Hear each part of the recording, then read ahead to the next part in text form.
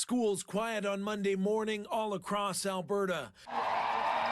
But it was a noisy weekend in Edmonton and Calgary as thousands came out to support the 51,000 teachers now on strike. 2,500 schools were closed, 700,000 kids missed classes.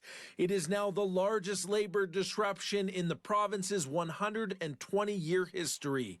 The Premier, during a trip to Montreal, urged teachers back to work. The teachers set this arbitrary deadline of October 6th, and we've asked them to call off the strike and to come back to negotiating.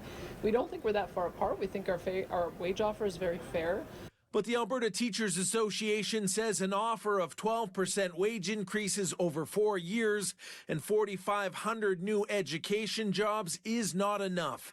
They are seeking generational, system-wide improvements. 95% of teachers voted for strike action in the spring.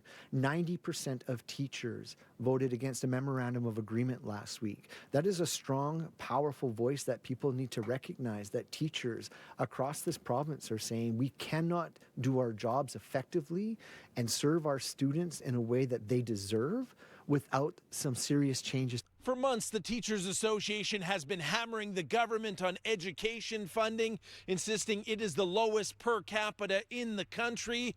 The province has acknowledged growth pressures and is spending $8.6 billion to speed up new school construction. On the streets of Edmonton, support for teachers. I think it's the only thing that teachers have left to do. I think this government isn't listening to them or to the public. Even though it's my education, it's my final year, I think teachers deserve with the money. I think Danielle Smith is just being arrogant. I think people need to make a living, so they got to strike to get what they need.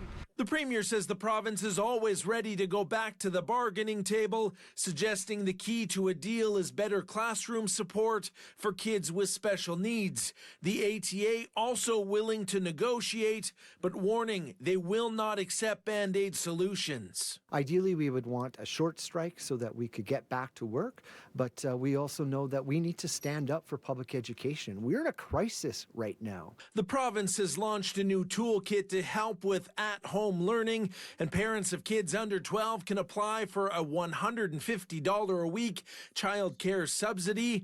That starts on October 14th. From Edmonton, Sean Amato, City News.